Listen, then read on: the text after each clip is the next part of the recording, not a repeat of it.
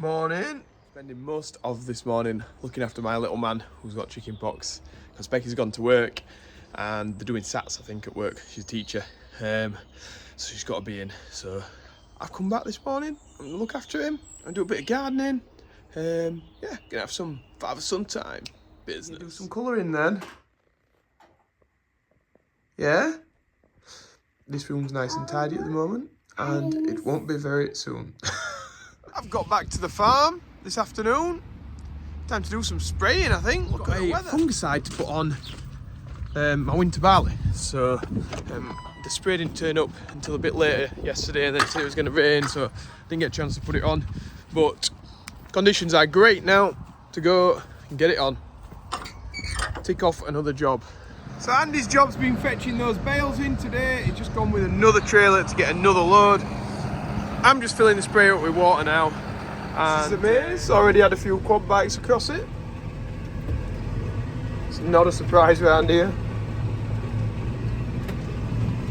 Don't look like it's come up though yet. It must be getting very close. My winter barley, I'm going to spray now. Well, that piece of winter barley, I'm happy with that. I'm very happy with it. I'm quite happy with all crops that we've got this year, really. Seems to have been a good year around us. Good growing season. Seem to have been hitting the rain at the right times. So yeah, I can't really complain, apart from maybe my rape, some patches in my rape where the pigeons attacked it and damaged it.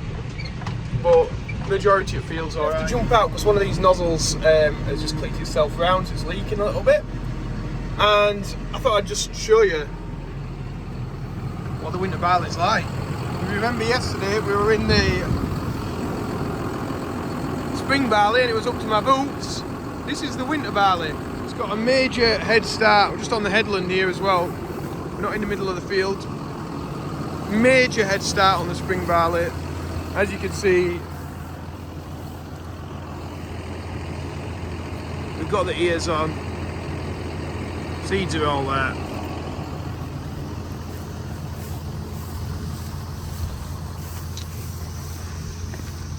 So yeah, I just need to turn one of these round. I'll pop my glove on, just give it a little turn, and then we should. I have my hat on right now because it's quite sunny. So I was saying it's up to my knees. It's nowhere near up to my knees. It's sort of up to my waist here. Right at the top. Crackers. It's called crops, not the B end, and you know, B end or B end. Well, I don't know. You know what I mean. It's not like brilliant. It's not that. It doesn't mean it's brilliant. It's terrible.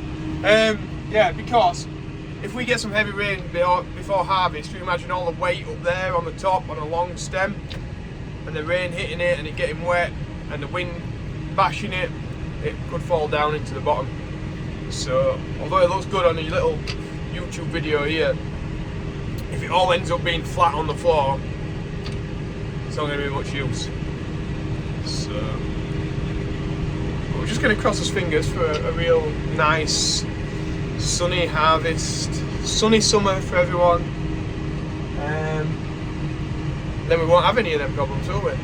Yeah.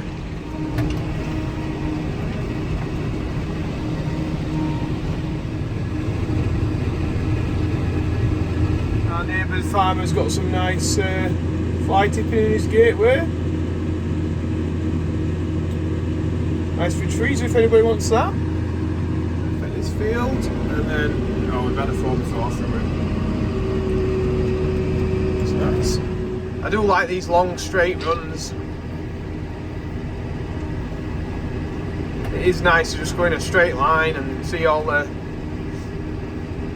straight edges. Everything's straight. I like it straight. Straight to the pole. It'd be great if I could have a self-propelled sprayer in fields like this, because the front axle is rubbing on the plant, pushing the plant down. Although it's not going to do a lot of damage, it will do when you sort of add it up over a field. I'd probably be running narrow tyres on a self-propelled. But to be honest, we're just, you know, it does not make sense for us to get one. It doesn't even make sense to change the wheels to narrow tyres, so self-propelled sprayer definitely doesn't. But all this looks nice. Good old dream. Good old dream. Just something like mystifying about watching barley blowing in the wind. Hey, you can't get much better than that, can you? Well, you could. I could have clean windows. What a view. Yeah, this is what farming's all about. You're not stuck in an office, having pheasants fly up in front of you, seeing for miles. Try that pheasant. He's gone. Yeah. What a day. That's the farm. My dad and Andy are getting some cattle out because we've got some going in the next day or so. But one of them has got just one ear tag, so every cow has to have two. So, well, he thinks that's the case as well. So now I've just got to go to, luckily we've got a place local that does replacement tags, so I'm just going to pop over there and get one. I know the conditions must be good, and it's a nice day because I've just seen somebody with one of those big parachute things and a motor on their back, flying about, but they went over the sheds, so if I get with the car and we're able to see them, I will, but I think they might have gone. There they are, if I can hold it steady. Sorry for the beeping, I've not got my seatbelt on in the Hilux. But yeah, they're flying about. Helicopters though for me. Yeah, don't want to get me one of them. Helicopter though, business. Back in the yard, my dad's feeding up down there. Andy's on, doing the mix. Chopping that silage out. And then we've got other things flying in the sky. This time it's a police helicopter. Now that's a weapon. Full weapon.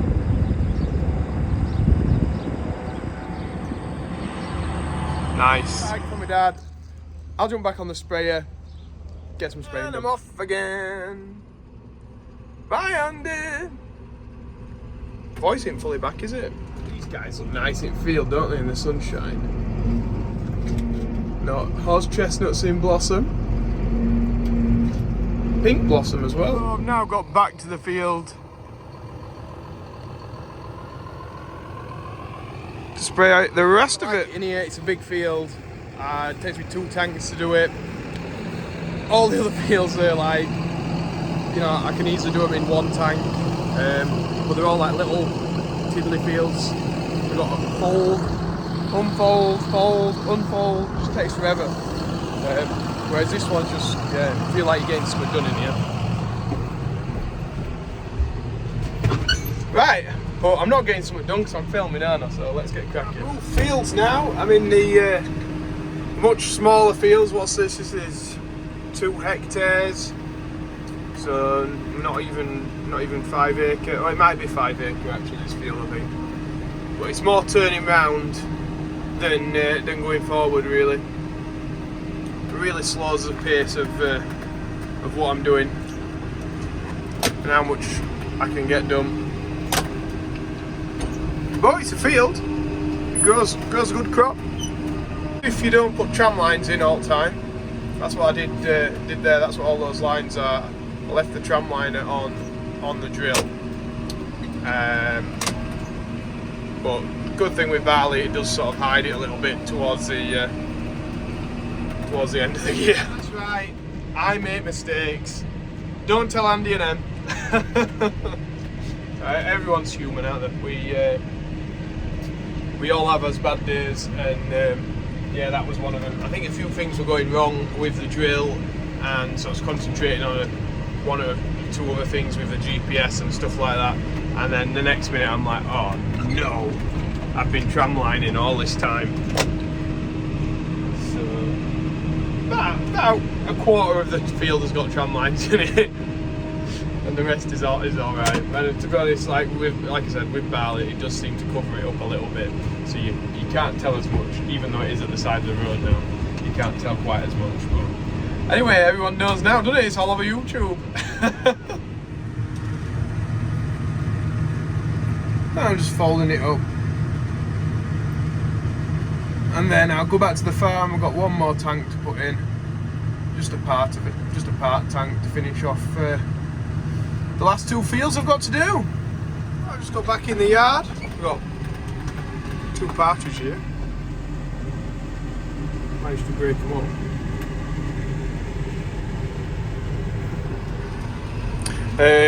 Yeah, Andy's gone home.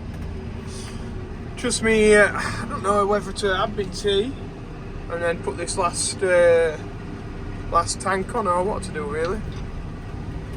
I'll have a look, see what's happening. I was thinking I didn't really get many cows in today, did I?